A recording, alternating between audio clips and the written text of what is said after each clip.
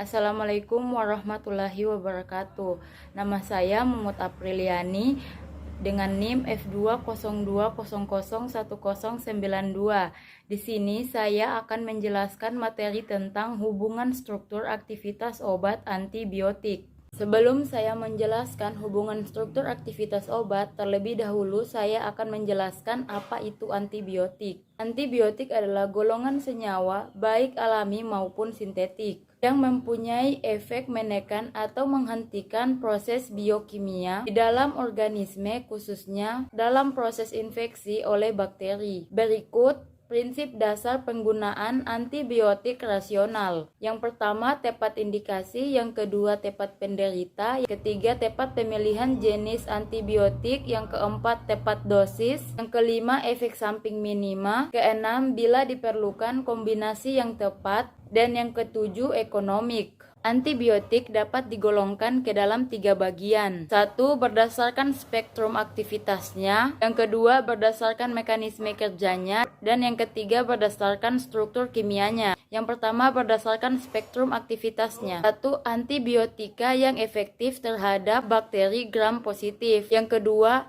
antibiotik yang efektif terhadap Mycobacteriaceae. Yang ketiga, antibakteri yang efektif terhadap jamur. Yang keempat, antibakteri yang efektif terhadap neoplasma atau anti kanker. Yang kedua, berdasarkan mekanisme kerjanya. Yang pertama, antibiotika yang menghambat sintesis dinding sel bakteri. Kedua, antibiotika yang bekerja langsung pada membran sel bakteri, mempengaruhi permeabilitas membran dan menyebabkan kebocoran sel. Tiga, antibiotika yang menghambat pembentukan DNA atau RNA. Yang keempat, antibiotika yang menghambat pembentukan protein pada ribosom. Keempat, antibiotika yang menghambat sintesa asam folat dalam sitoplasma.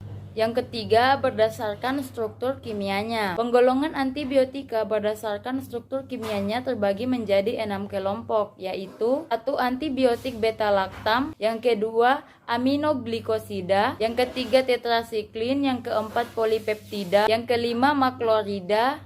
Dan yang keenam, likomisin. Yang pertama, antibiotika beta-laktam. Antibiotika beta-laktam terbagi menjadi 2. Yang pertama, antibiotika turunan penisilin. Dan yang kedua, antibiotika turunan cefalosporin. 1. Antibiotika turunan penisilin. Penisilin merupakan antibiotika yang paling penting yang pertama kali diekstraksi dari penicillium. Selanjutnya, untuk produksi komersial digunakan P. cicogenum karena menghasilkan lebih banyak penisilin. Struktur dasar penisilin terdiri atas cincin yang menyatu dengan cincin beta-laktam. Antibiotika turunan penisilin diklasifikasikan menjadi 5, yaitu 1. Penisilin yang pekat terhadap penisilinase. Yang kedua, aminopenisilin.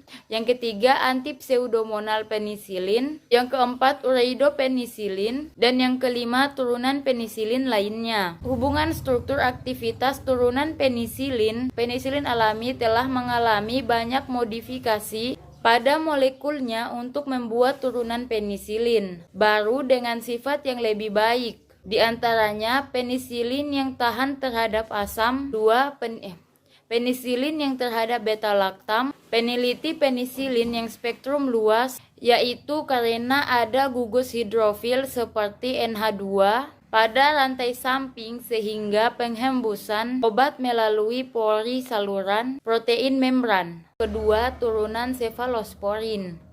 Penggolongan cefalosporin terbagi menjadi 4. Yang pertama, cefalosporin yang diberikan secara oral. Contohnya cefalexin, cefadrin, dan cefaclor. Kedua, sekolaspora yang diberikan secara parenteral. Contohnya cefacetril dan cefazedon.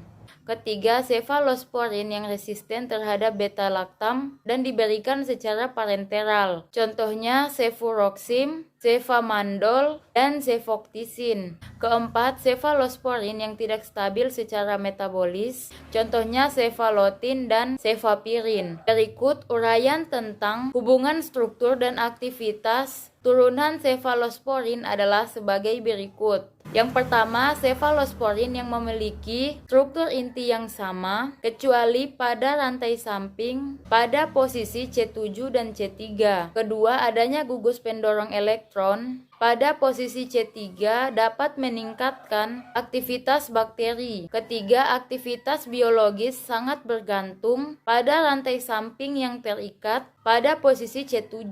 Keempat, pergantian isotesik dari 5 atom pada cincin dehidrotiazin. Selanjutnya, aminoglikosida. Aminoglikosida merupakan antibiotik yang memiliki satu atau lebih gula amino yang terhubung pada cincin amino spitol melalui ikatan glikosida. Antibiotika golongan ini umumnya merupakan antibiotika spektrum luas dengan aktivitas yang lebih tinggi dalam melawan bakteri gram negatif dibandingkan gram positif. Streptomycin merupakan antibiotika aminoglikosida yang diisolasi dari Streptomyces griseus oleh Waltzman DKK pada tahun 1944. Hubungan struktur aktivitas turunan aminoglikosida. Antibiotik turunan aminoglikosida umumnya terdiri atas 2 atau lebih gula amino yang terhubung melalui ikatan glikosida dengan 1,3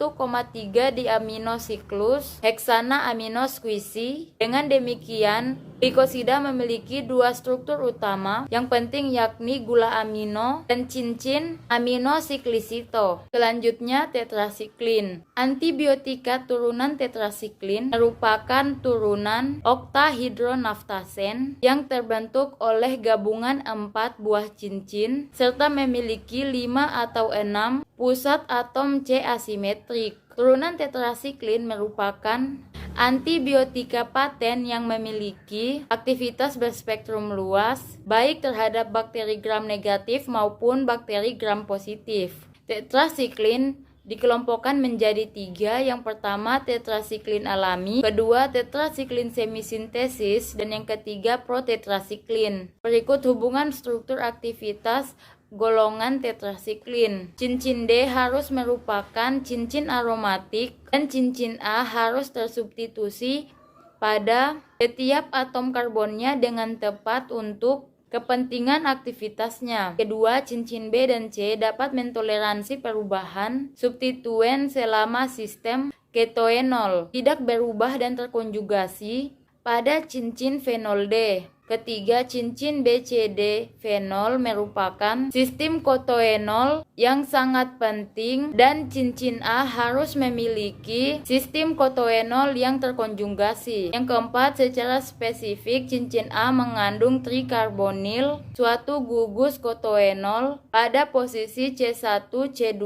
dan C3. Struktur kimia penting lainnya untuk aktivitas antibakteri adalah pada gugus amin pada posisi C4 pada cincin A. Selanjutnya, makrolida. Streptomyces sp mempunyai 5 bagian struktur dengan karakteristik sebagai berikut. 1. Cincin lakton yang besar biasanya mengandung 12-17 atom. Yang kedua, gugus keton. Ketiga, 1 atau 2 gula amin seperti glikosida yang berhubungan dengan cincin laktom. Keempat, gula netral yang berhubungan dengan gula amino atau para cincin lakton. Kelima, gugus metil amino ada residu gula yang menyebabkan sifat basa dari senyawa dan memungkinkan untuk dibuat bentuk gramnya. Selanjutnya, linkomisin. Uraian hubungan struktur molekul dan aktivitas antibiotik dari turunan linkomisin diuraikan sebagai berikut.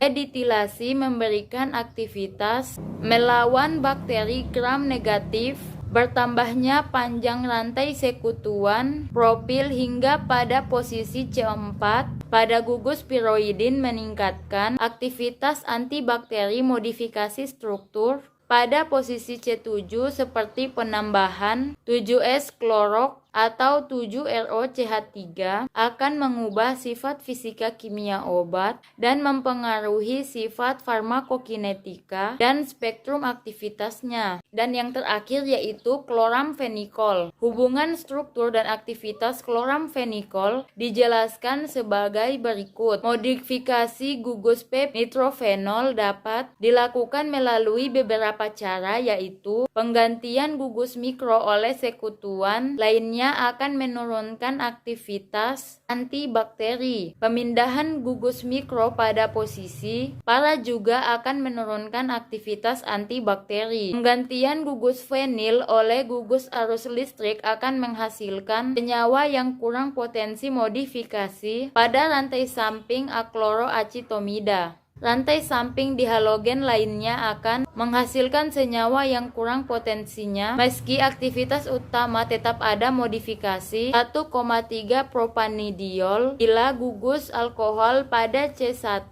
diubah akan menurunkan aktivitas sehingga adanya gugus alkohol pada senyawa ini penting untuk aktivitas antibakterinya. Mungkin itu saja yang dapat saya jelaskan. Saya akhiri dengan ucapan billahi taufik wal hidayah. Wassalamualaikum warahmatullahi wabarakatuh.